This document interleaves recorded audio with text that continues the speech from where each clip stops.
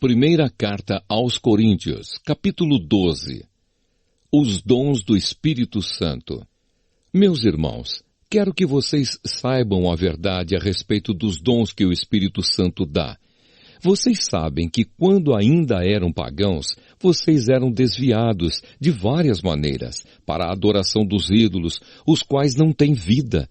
Por isso precisam compreender que ninguém que diz que Jesus seja maldito pode estar falando pelo poder do Espírito de Deus, e que ninguém pode dizer Jesus é Senhor a não ser que seja guiado pelo Espírito Santo. Existem tipos diferentes de dons espirituais, mas é um só e o mesmo Espírito quem dá esses dons. Existem maneiras diferentes de servir, mas o Senhor que servimos é o mesmo. Há diferentes habilidades para realizar o trabalho, mas é o mesmo Deus quem dá a cada um a habilidade para fazê-lo. Para o bem de todos, Deus dá a cada um alguma prova da presença do Espírito Santo. Para uma pessoa, o Espírito dá a mensagem de sabedoria, e para a outra, o mesmo Espírito dá a mensagem de conhecimento. Para uma pessoa, o mesmo Espírito dá fé, e para a outra dá o poder de curar. Uma pessoa recebe do Espírito poder para fazer milagres, e outra recebe o dom de anunciar a mensagem de Deus. Ainda outra pessoa recebe a capacidade para saber a diferença entre os dons que vêm do Espírito e os que não vêm dele. Para uma pessoa, o Espírito dá a capacidade de falar em línguas estranhas, e para a outra, ele dá a capacidade de interpretar o que essas línguas querem dizer. Porém, é um só e o mesmo Espírito quem faz tudo isso. Ele dá um dom diferente para cada pessoa, conforme ele quer. Um corpo e muitas partes.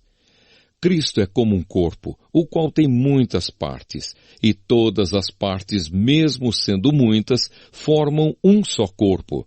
Assim também todos nós, judeus e não judeus, escravos e livres, fomos batizados pelo mesmo Espírito para formar um só corpo. E a todos nós foi dado de beber do mesmo Espírito. Pois o corpo não é feito de uma só parte, mas de muitas. Se o pé disser, já que não sou mão, não sou do corpo, nem por isso deixa de ser do corpo. Se o ouvido disser, já que não sou olho, não sou do corpo, nem por isso deixa de ser do corpo. Se o corpo todo fosse olho, como poderíamos ouvir? E se o corpo todo fosse ouvido, como poderíamos cheirar?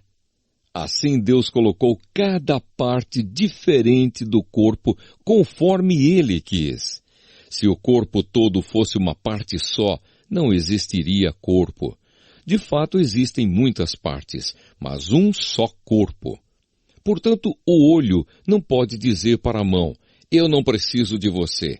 E a cabeça não pode dizer para os pés, não preciso de vocês. O fato é que as partes do corpo que parecem ser as mais fracas são as mais necessárias. E aquelas que achamos menos honrosas são as que tratamos com mais honra.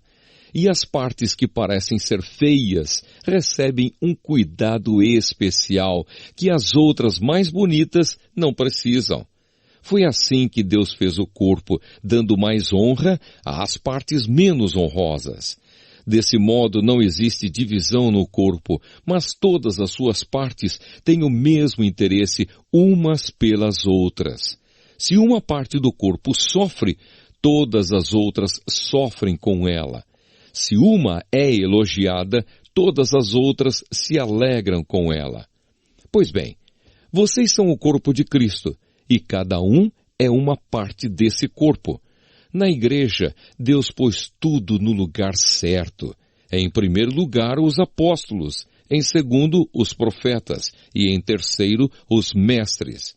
Em seguida, pôs os que fazem milagres, depois, os que têm o dom de curar, ou de ajudar, ou de liderar, ou de falar em línguas estranhas. Nem todos são apóstolos ou profetas ou mestres. Nem todos têm o dom de fazer milagres, nem de curar doenças, nem de falar em línguas estranhas, nem de explicar o que essas línguas querem dizer. Por isso, se esforcem para ter os melhores dons. Porém, eu vou mostrar a vocês o caminho que é o melhor de todos.